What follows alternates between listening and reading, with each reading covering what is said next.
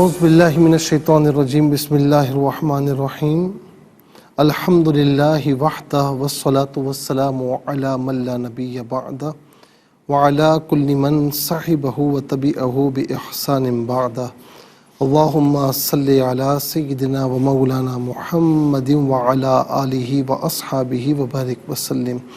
محترم ناظرین و سامعین، ڈیئر ویورز اینڈ لسنرز، السلام علیکم ورحمۃ اللہ وبرکاتہ۔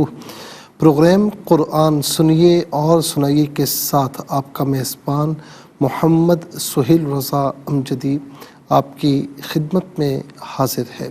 ناظرین و سامعین، آپ جانتے ہیں کہ ہم پروگرام کا آغاز قرآن و حدیث کی بات سے کیا کرتے ہیں، اور آج ناظرین ایک بڑا ہی عبرت آموز واقعہ ہے۔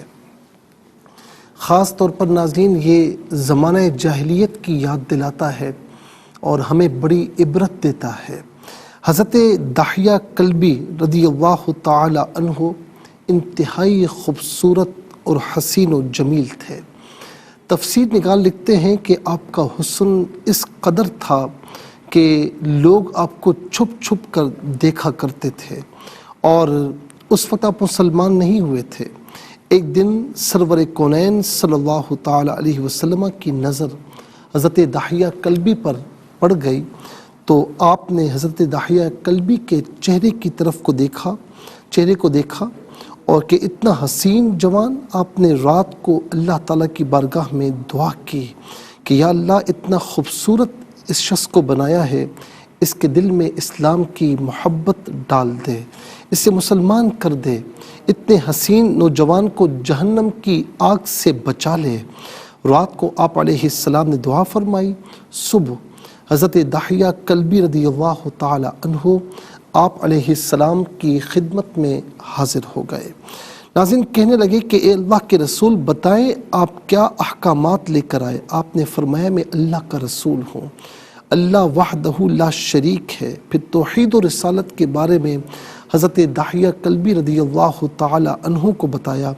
حضرت دحیہ نے کہا کہ اللہ کے نبی، میں مسلمان تو ہو جاؤں، لیکن ایک بات کا ہر وقت ڈر رہتا ہے کہ ایک گناہ ایسا کیا ہے کہ آپ کا رب مجھے کبھی معاف نہیں کرے گا۔ آپ نے فرمایا دحیہ بتا تو نے کیسا گناہ کیا ہے؟ دحیہ کلبی نے کہا کہ یا رسول اللہ، میں اپنے قبیلے کا سربراہ ہوں، اور ہمارے یہاں بیٹیوں کی پیدائش پر انہیں زندہ دفن کیا جاتا ہے۔ میں کیونکہ قبیلے کا سردار ہوں، اس لیے میں نے کئی گھروں کی بیٹیوں کو زندہ دفن کیا ہے۔ آپ کا رب مجھے کبھی معاف نہیں کرے گا۔ اس وقت جبرائیل امین علیہ السلام حاضر ہوئے۔ عرض کی یا رسول اللہ، اللہ سلام فرماتا ہے اور فرماتا ہے کہ اسے کہیں کہ اب تک جو ہو گیا وہ ہو گیا، اس کے بعد ایسا گناہ کبھی نہ کرنا، ہم نے تجھے معاف کیا۔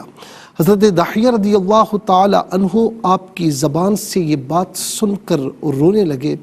آپ نے فرمایا دحیہ اب کیا ہوا، کیوں روتے ہو؟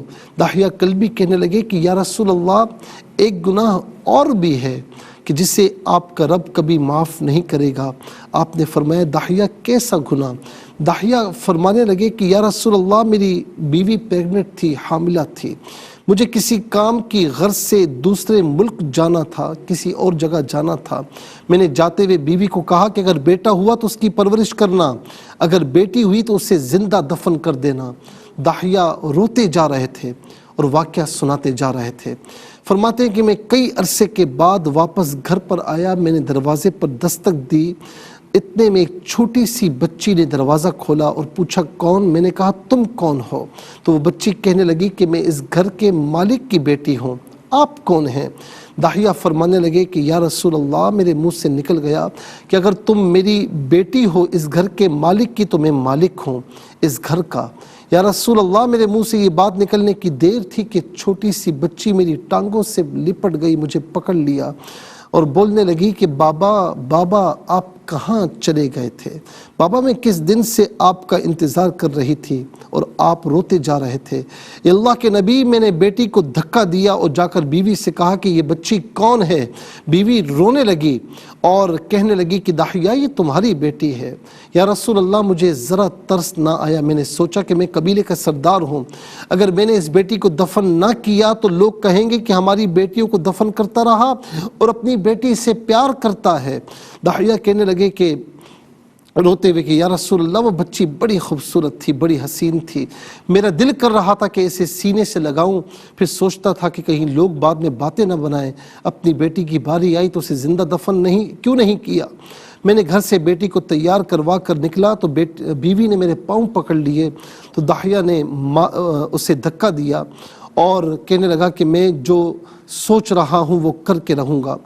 میں نے بیوی کو پیچھے دھکا دیا اور بچی کو لے کر چل پڑا۔ راستے میں میری بیٹی نے کہا، بابا مجھے نانی کے گھر لے کر جا رہے ہو؟ بابا کیا مجھے کھلونے جو ہے وہ لے کر دینے جا رہے ہو؟ بابا ہم کہاں جا رہے ہیں؟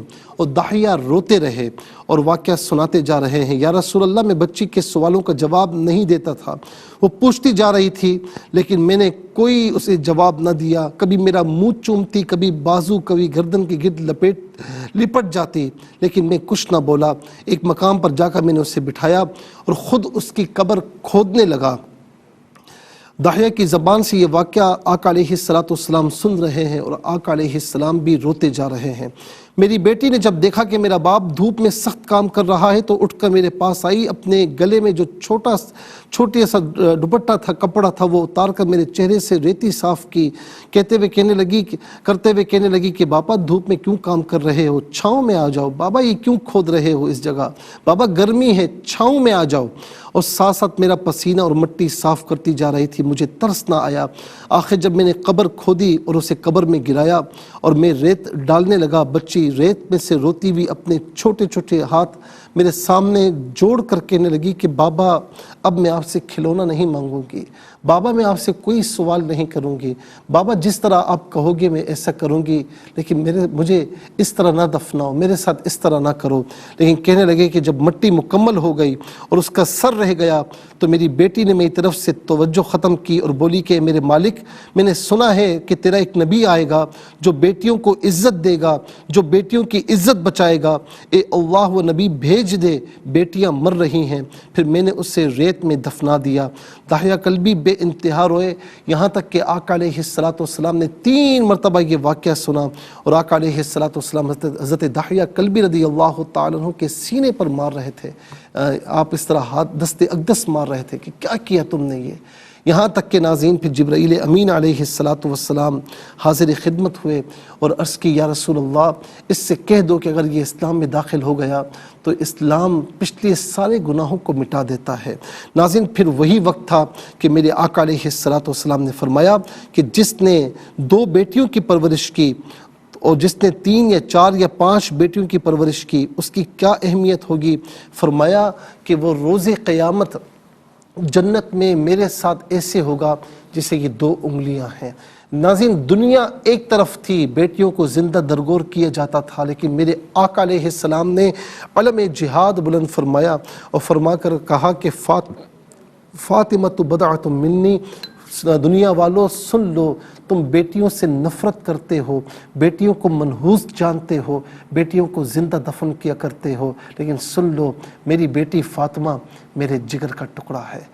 میں اپنی بہنوں سے، اپنی ماؤں سے، اپنی بیٹیوں سے کہوں گا کہ اگر تمہیں کسی نے عزت دی ہے تو میرے مصطفیٰ نے دی ہے۔